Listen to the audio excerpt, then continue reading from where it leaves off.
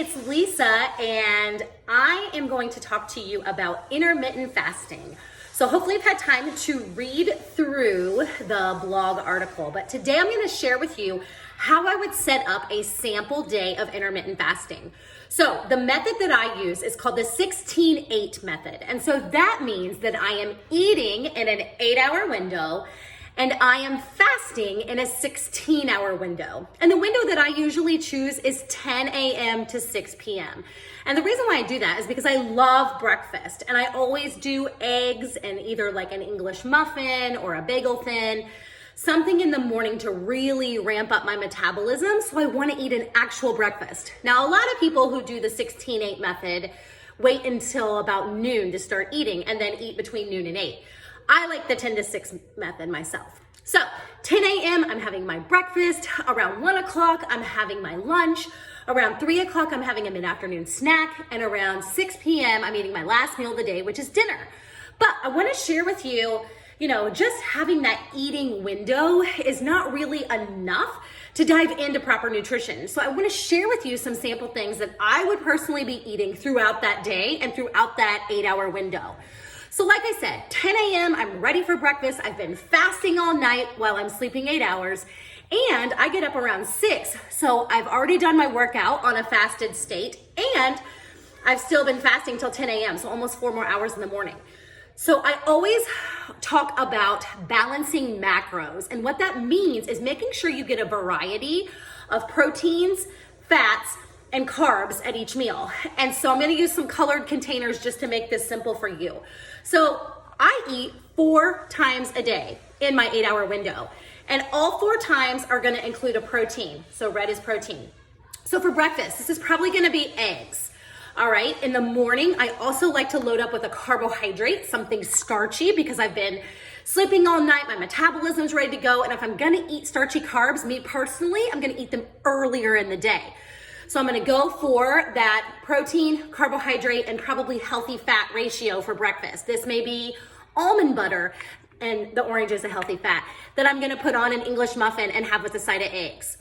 Then when I go into lunch, about 1 o'clock, I'm going to have some vegetables instead of having another starchy carb. So I would load up on my green veggies, maybe make a big salad, make sure I have some protein, and make sure I have some healthy fat too. Maybe that's cheese, maybe that's nuts, maybe that's salad dressing.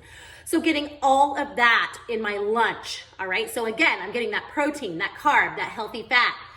Then in the afternoon, I usually do a protein shake. So again, my protein, I'm gonna add a little fruit, so maybe like half a frozen banana, and maybe like a teaspoon of almond butter or peanut butter. So again, I have that combination of protein, carbohydrates, and fats.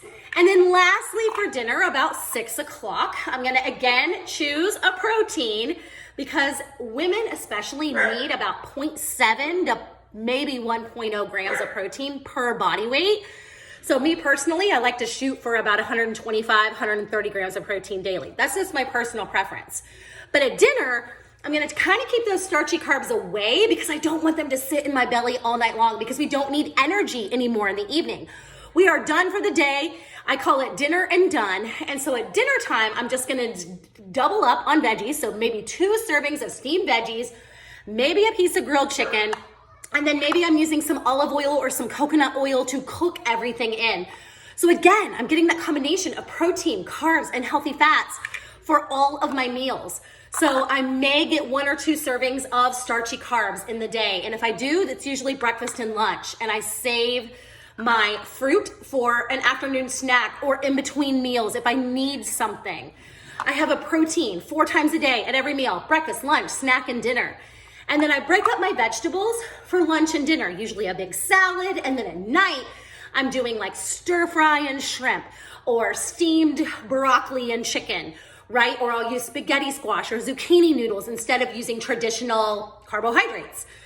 So getting that combination and balancing out those macros are really gonna help you maximize your results when doing intermittent fasting. So if you can think about it, and even if you're brand new to it, start big. Start with that 12-12 window. And then next week, back it up and do 13 hours of fasting. And then the following week, do 14 hours of fasting. Try it for 3 or 4 days until you've got it down pat before you move on to a new fasting window. And before you know it, you'll be down to that 16-8 window as well. And what you'll start to experience is your body will start to burn fat as fuel instead of burning glycogen, right? Because when we eat too many carbs, our body just stores everything as sugar, as glycogen. And yes, we can break it down, but if you're not exercising enough, that glycogen turns into fat. And what we want to do is make sure that, we have a good amount of, carbohydrates that we're taking in for our body, for our endurance, for our metabolism. But we're also giving our body enough time to break everything down and to turn that fat into fuel. So I hope this was helpful.